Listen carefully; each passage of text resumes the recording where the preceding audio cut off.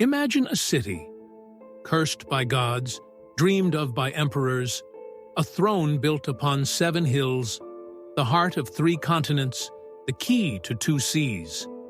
This is not just a city. It is the mirror of civilization itself. Close your eyes and travel back to the 7th century BCE. There is no Hagia Sophia yet, no domes gracing the shores. Only the wind whispers over the Bosphorus, and upon these winds a dream takes root. Byzantium, a king, a prophecy, and a game of empires are about to begin. Who founded this city? Why here? How did this place not only survive, but shape the fate of continents? Now, join us on a journey through time from King Biz's vision to Rome's glory, through Byzantine shadows and the birth of an empire. This is not just a city's tale. It is the story of Istanbul's immortality. Our story begins in 660 bounds, B.P.B. CEA group of Greek settlers from Megara sought a new homeland. Their leader was a man whose name would echo through the ages, King Byzas. Byzas consulted the oracle at Delphi, seeking divine guidance. The prophecy was cryptic: settle across from the land of the blind. For years, the meaning was unclear until they reached the point of Sarıburnu. Looking across the water at Chalcedon, modern-day Kadıköy, Byzas whispered, "Those who chose that place must have been blind. This land is destined for greatness." And so the first seed of Istanbul was planted. Byzas built a city, Byzantium. Walls were raised, temples dedicated, ports established. Small though it was, Byzantium was destined to be the heart of empires. Centuries passed, the Roman Empire reached the peak of its power. Byzantium, however, had turned its back on Roman allegiance. In 196 CE, Emperor Septimius Severus marched on the city in fury. The siege was brutal, but Byzantium finally fell. Yet Severus, seeing the city's potential, did the unexpected. He rebuilt it. Theaters, baths, new roads and ports were constructed. Byzantium rose from its ashes, but the true transformation was still to come, one that would bear the name of a man who saw beyond temples and borders. His name was Constantine. Amid internal strife and the rise of Christianity, Flavius Valerius Constantinus, known to history as Constantine the Great, sought a new capital for the future of Rome. Rome had become crowded, corrupt, and vulnerable. A new capital was needed, one close to the riches of the East, but still connected to the legacy of the West. He looked eastward to Byzantium, and in 330 CE, Constantine refounded the city and declared it Nova Roma, New Rome. But the world would know it by another name, Constantinopolis, the city of Constantine. New forums, aqueducts, palaces, and churches sprang up. Even Hagia Sophia's earliest form began in this era. Constantinople wasn't just a capital. It was the axis of the Christian world, the heir to Rome, and the gatekeeper between continents. Under Emperor Theodosius, Christianity became the official religion of the empire. Pagan temples were dismantled, churches erected. Constantinople emerged not only as a political center, but the spiritual heart of Christendom. The city became a pilgrimage site, its streets walked by priests, monks, and scholars. In stone and scripture, Constantinople was being reborn not just as a city, but as a beacon of faith. With the death of Theodosius in 395 CE, the Roman Empire was formally divided. The West looked to Rome, but the East had Constantinople. Thus began the era of the Byzantine Empire. Greek became the dominant language. Caesars were replaced by Basileus, and Constantinople stood strong, guarded by immense walls, supported by thriving trade, and enlightened by scholarship and art. But the city's greatest transformation was still ahead. In 532 CE, the Nika riots engulfed Constantinople in fire and blood. Tens of thousands perished. But Emperor Justinian the Great did not retreat. Instead, he vowed to build a church greater than any ever seen. The result? Hagia Sophia. Constructed in just 5 years, it was a wonder of engineering and faith. When he first entered its vast dome, Justinian declared, "Solomon, I have surpassed thee."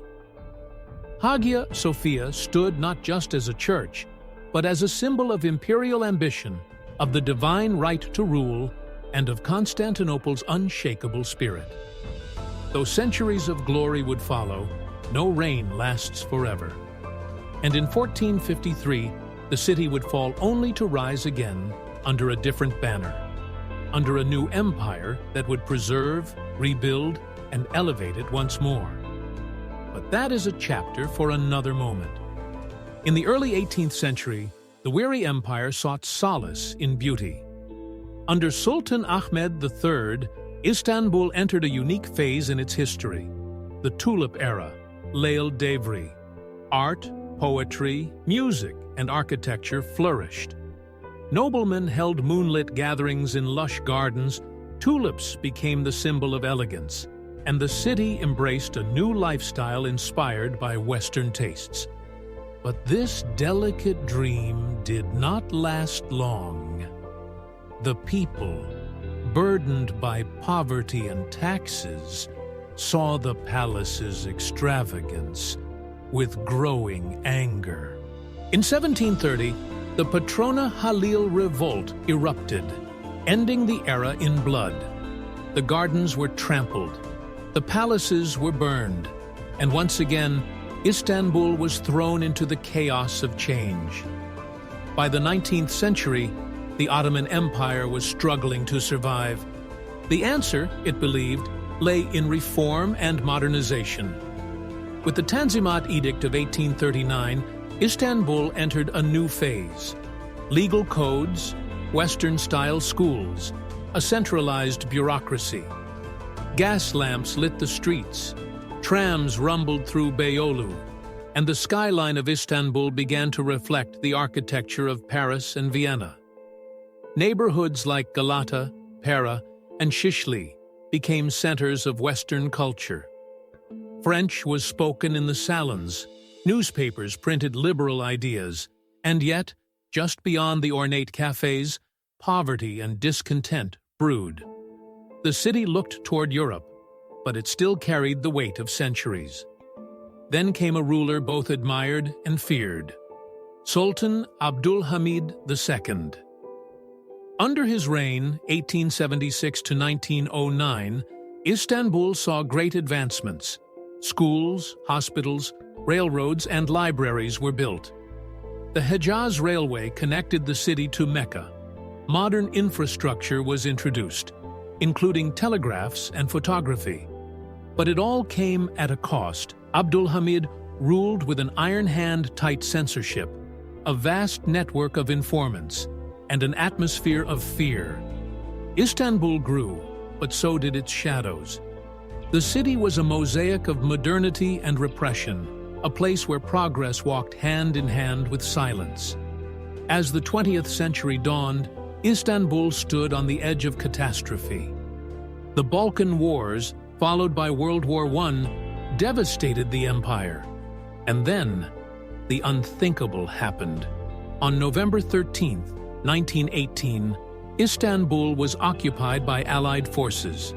British, French, and Italian soldiers marched through its streets. The Ottoman capital, once the envy of the world, was under foreign control. The city was humiliated, defeated, silent, but beyond the silence, something stirred. A man named Mustafa Kemal had set foot in Anatolia, and with him, a movement began. With the victory of the Turkish War of Independence, the Republic of Turkey was proclaimed in 1923, and the capital moved to Ankara. But Istanbul though no longer the political center, remained the soul of the nation. Under Mustafa Kemal Atatürk, the city embraced transformation. The Latin alphabet replaced Arabic script. Women gained rights and visibility in society. Music, literature, theater, and education flourished. In 1935, Hagia Sophia was converted into a museum, a gesture to make this monument of faith a shared legacy of humanity. Modernity took root, but history never left. From the 1950s onward, Istanbul underwent rapid change. Industrialization boomed. Mass migration from rural Anatolia flooded the city. New neighborhoods emerged. So did the first signs of urban sprawl. The sound of the call to prayer still echoed, but now alongside car horns, construction cranes, and factory whistles. In 1973, the first Bosphorus Bridge was completed, physically linking Europe and Asia. Later came the Fatih Sultan Mehmet and Yavuz Sultan Selim bridges, further binding the continents. Istanbul had become more than a cultural capital. It was now a global financial, industrial, and technological hub. Today, Istanbul is a metropolis of nearly 20 million people. It is home to mosques and malls, startups and street vendors, a place where you can sip tea beside a Byzantine cistern or board a tram to a skyscraper. Its streets hold echoes of emperors and sultans, but also the dreams of students, workers, artists, and migrants. It is a city that never forgets where it came from and never stops moving forward. In the 21st century, Istanbul is no longer just the capital of empires. Past, it is a global crossroads for ideas, business, art, and identity. Every day, millions cross between Europe and Asia, sometimes by bridge, sometimes by ferry, but always within a city that feels both ancient and brand new. Skyscrapers rise beside stone minarets. Silicon Valley-style startups flourish in the same quarters as centuries-old spice merchants. Ottoman mansions stand proudly beside modern museums and art galleries. And yet, no matter how fast the city runs, it never forgets to pause for tea, to listen to the call to prayer echo over the Bosphorus at sunset. In recent decades, Istanbul has emerged as a global cultural capital. The Istanbul Biennial attracts artists from around the world. Independent cinemas, jazz festivals, underground literature scenes flourish. Ancient theaters host modern performances, palaces host digital art exhibitions. The city has become a canvas of contrast. One day, a book launch in Beyoğlu, the next, a dervish ceremony in Fatih, or a rap concert on the Asian side. Young generations embrace both tradition and innovation. They wear sneakers with prayer beads, tweet while reciting poetry, and blend old folk songs with electronic beats. This isn't contradiction. It's Istanbul. Istanbul is also a city of tension. It wrestles with rapid urbanization, population pressure, and political shifts. Historic buildings make way for new developments. Neighborhoods gentrify, while others resist change. The skyline stretches higher each year, but so do the social questions: what do we preserve? What do we let go? Who gets to decide? Earthquakes, protests, economic crises. Istanbul has survived them all, but each leaves a scar, and sometimes a lesson. Yet even in turmoil, the city breathes resilience. It does not stop. It adapts. Infrastructure projects like Marmaray, the underwater rail connecting continents, and the new Istanbul Airport, one of the largest in the world, signal Istanbul's ambition to not only be a relic of history, but a city of the future. At night, drones buzz over illuminated domes, Instagram stories capture Ottoman arches, and street vendors in ancient alleys take digital payments. The past walks beside the present, here not in competition, but in rhythm. For some, Istanbul is a mystery. For others, it's home. For millions, it's a memory of their grandparents, a honeymoon by the Bosphorus, a photo at Maiden's Tower, a poem scribbled in a cafe, a moment of silence in Hagia Sophia. It is a city both sacred and chaotic, glorious and flawed, crowded yet deeply intimate. As the 21st century unfolds, Istanbul faces a question asked by all great cities. How do we grow without losing our soul? Environmental pressures, overpopulation, and seismic risks loom over its future. And yet, urban designers, scientists, and citizens are working together to transform the city. Green roofs rising atop mosques and malls, electric ferries crossing the Bosphorus historic hammams, being restored as cultural hubs, new parks being planted among ancient ruins. The city is learning to breathe again, to balance preservation with innovation, to slow down, even as it pulses with urgency. Today's Istanbul is no longer merely shaped by sultans and stone. It is being shaped by code, AI, and culture. Young entrepreneurs gather in co-working spaces near the Grand Bazaar, architects use drones to scan the city's ancient mosques, and documentaries are filmed in forgotten tunnels beneath Topkapi Palace. From startup incubators in Şişli to NFT art exhibits in Kadıköy, Istanbul is not resisting the future. It is helping to invent it, yet it never forgets where it came from. Because here, technology must walk with tradition, and change must always bow just a little before history. Istanbul is not just a city, it is a soul, forged by prophecy, crowned by emperors, reborn by conquest. It has burned, been rebuilt, occupied, liberated, forgotten, remembered. Every stone carries a secret. Every shadow holds a name. From Byzas to Constantine, from Mehmed the Conqueror to Atatürk, from minarets to microchips. Istanbul has endured and evolved. So what is Istanbul really?